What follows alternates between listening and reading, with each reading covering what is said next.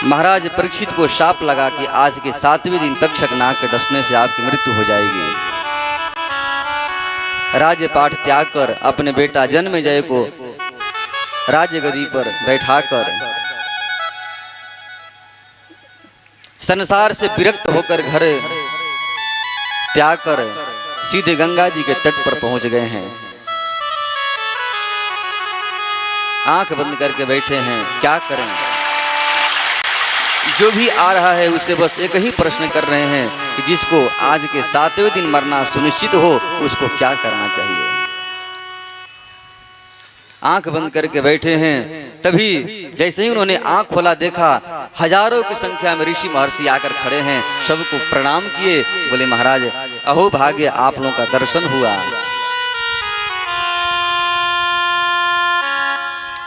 और उन्होंने एक ही प्रश्न किया कि यदि आप लोग कृपा करें तो एक प्रश्न का उत्तर दीजिए कि जिसको 7 ही दिन में मरना सुनिश्चित हो उसको क्या करना चाहिए, कौन साधन करें। सभी ऋषि बड़े चक्कर में पड़ गए। किसी ने सोचा यदि दुर्गा सप्तशती कहेंगे तो भी 21 दिन का पाठ है, राम कथा कहेंगे तो भी 9 दिन कथा चलती है। ऐसा कोई साधन नहीं दिखा जो 7 दिन में संपन्न हो जाए। रात भर विचार विमर्श चलता रहा, कोई हल नहीं निकला। जैसे ही सुबह हुई, एक बड़े सुंदर 16 वर्ष के बिल्कुल मानो ऐसा लग रहा है कि स्वयं भगवान ही आज अवतार लेकर वहां प्रकट हो गए हैं। श्री सुखदेव गोस्वामी वहां पर प्रकट हो गए। बोले सुखदेव गोस्वामी की जय। बड़ा सुंदर मनमोहर दृश्य है। जैसे ही सभा में प्रवेश किए, उनकी कांति को देखकर, उनके प्रकाश को देखकर सभी खड़े हो गए। सभी ऋषि महर्षि उनका स्वागत किए। और जो प्रश्न महाराज परीक्षित ने अन्य ऋषियों से पूछे थे, आज वही प्रश्न श्री सुखदेव गोस्वामी से भी पूछे। अतः पृच्छामि संसिद्धिं योगिनां परमं गुरुं पुरुषस्य हयत्कार्यं म्रियमाणस्य सर्वथा।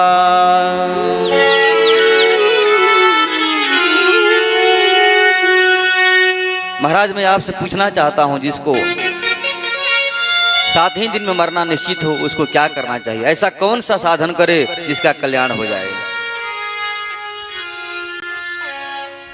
सुखदेव गोस्वामी सुनकर बड़े प्रसन्न हो गए, बड़ी उनकी प्रशंसा की। बोले राजन यह प्रश्न केवल आपका नहीं है, ये प्रश्न तो लोक हित नृप है। नृप यह प्रश्न तो संसार के हित के लिए है। बरियाने सते प्रश्न सर्वलोक हितो नृप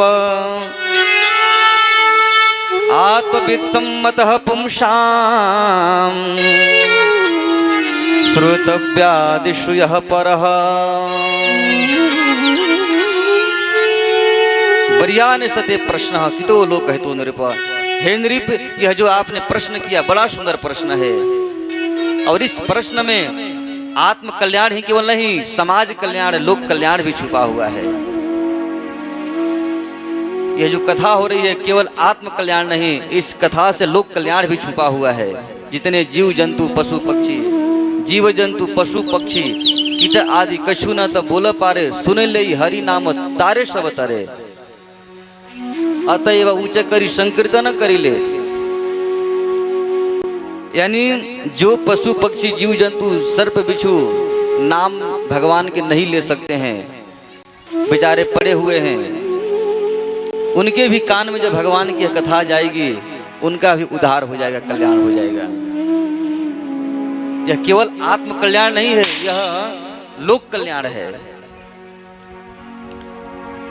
इसलिए श्री सुखदेव गोस्वामी बड़े प्रसन्न हो गए, खुश हो गए। बोले ते प्रश्न बरियान, जो आपका प्रश्न है बड़ी सुंदर है। यदि सुखदेव गोस्वामी से महाराज परीक्षित यह कहे होते कि महाराज हमें 7 दिन मरना है, मैं क्या करूं जल्दी से बताइए, तो हो सकता था थोड़ी नाराज हो सकते थे। लेकिन प्रश्न किए कि जिसको 7 ही दिन में मरना हो उसको क्या करना चाहिए। सुखदेव गोस्वामी ने कहा कि राजन 7 ही दिन में तो सबको मरना है, इसीलिए सबके लिए प्रश्न है।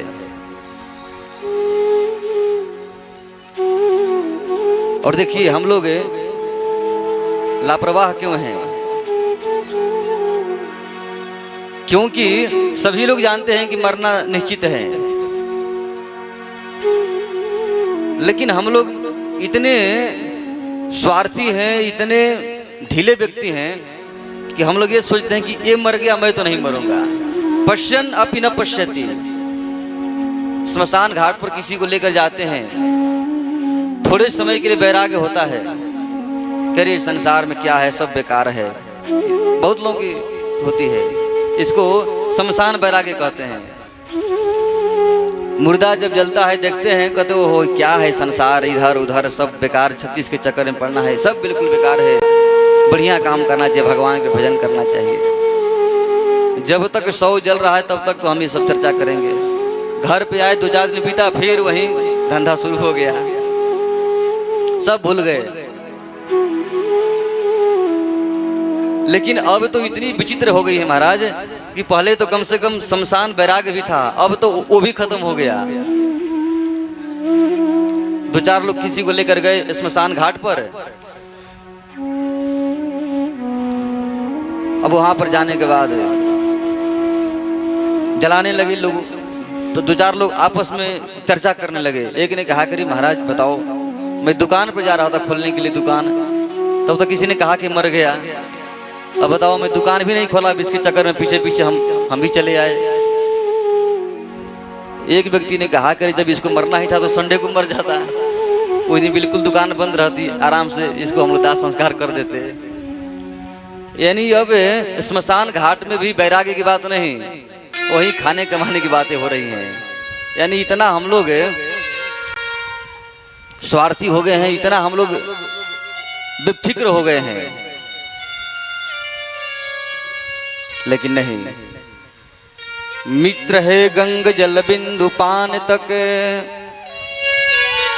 अर्धांगिनी बढ़ेगी केवल मकान तक।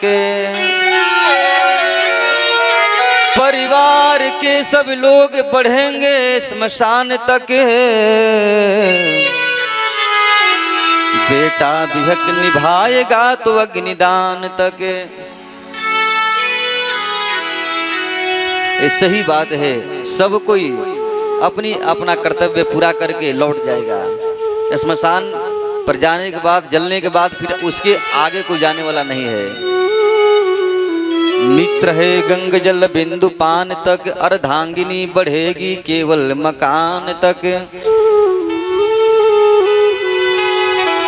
परिवार के सब लोग बढ़ेंगे स्मशान तक,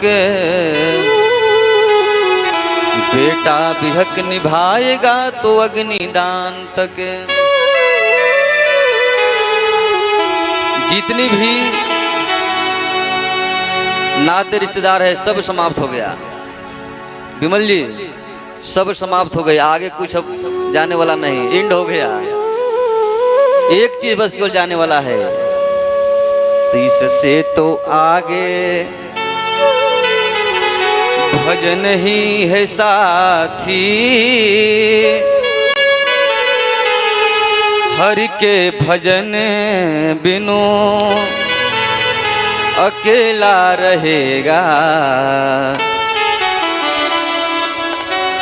एकमात्र भगवान के भजन जो अभी कथा सुन रहे हैं यही साथ में जाने वाला है, बाकी सब यहीं पर रह जाएगा।